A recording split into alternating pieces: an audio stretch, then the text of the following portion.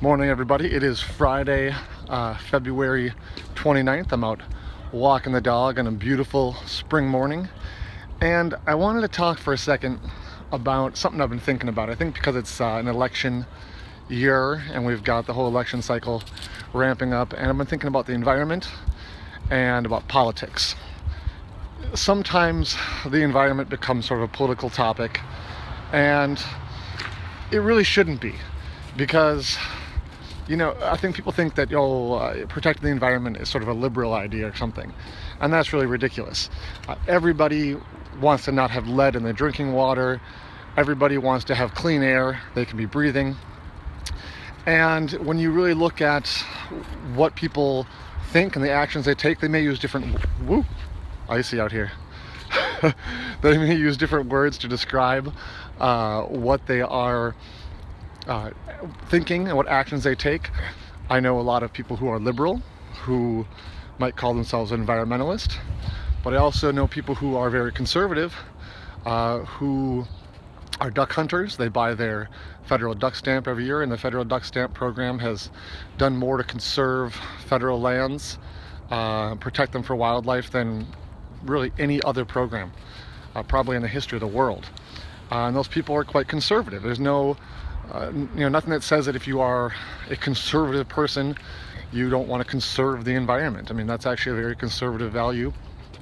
So, the words we use may be different, but I think people do want to protect the environment.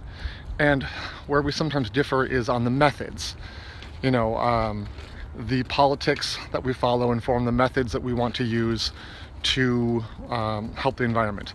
You might want to take a more free market approach. You might want to have more government regulation, and those are political ideas. Those are things we can disagree on. What we shouldn't be disagreeing on is the science.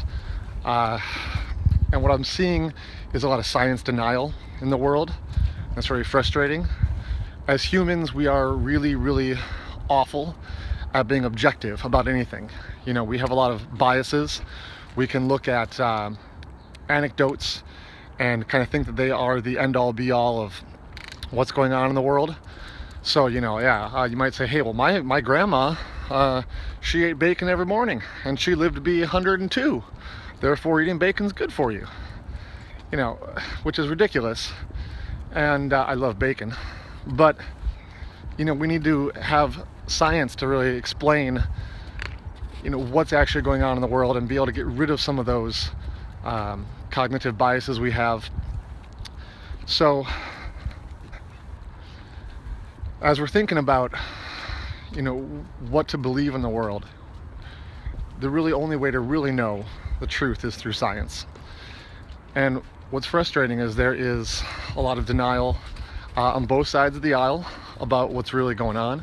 And if we can't agree on the problem, we can't work out a solution.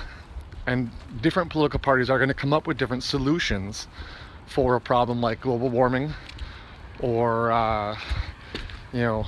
acidification of lakes, or pick your topic, deforestation, for example. So while I'm perfectly open to having discussions about different solutions we can have to problems, if we don't agree on the problem, that's a big issue. It's a big problem. And that's happening across all kinds of political spectrums right now, where parties are not even agreeing on the problem as opposed to just not agreeing on the solution. When we agree on what the problem is, it's a lot easier to have a discussion about what the solution might be. And we can actually have a debate, an informed debate about what's going on. But if we can't, like I'm saying, come up with what is that common problem, we have a bigger problem. And science can actually inform us and tell us the truth of the matter. There is science denialism going on both sides of the aisle. You have people who are on the right, generally, who are denying a lot of science. But things like, global warming and human-caused global climate change. You have people on the left who are just as guilty, going all crazy about genetically modified organisms and denying the science that says that they are perfectly safe. But there's all these doomsday things like, oh my gosh, if you dare swap one protein for another protein, suddenly you've got a Franken food that's gonna, this ice is terrible, gonna kill us all, and that's ridiculous. So we really need to look at what are the, the scientific truths of something. If you were gonna go in and get heart surgery, and you had the leading expert heart surgeon in the country about to cut into you, and then you said, oh, wait, hold on. A buddy of mine watched a YouTube video about heart surgery. He's really interested in it, and I want him to do the heart surgery instead. You would be crazy. You'd be nuts. Yet this happens all the time, 99% of the world's scientists will have scientific consensus on an issue, and someone says, oh no, I believe something else because I watched a YouTube video that told me that. Well, that's nonsense, But you see it all the time. And often those biases fall along political lines. We let our political beliefs and political ideologies inform our beliefs on things that politics really should have no role in.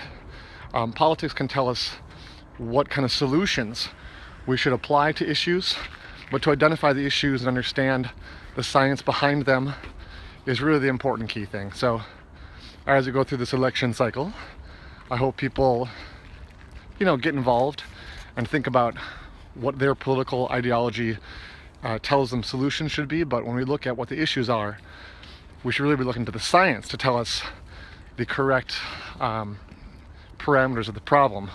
And I think science, to a large degree, can also inform us on what the most effective solution is. But, when it comes right down to it, sometimes there are just disagreements about what's actually going to work. So it's kind of crazy. But I'm going to stop talking before I fall on the ice. And you guys have a great day.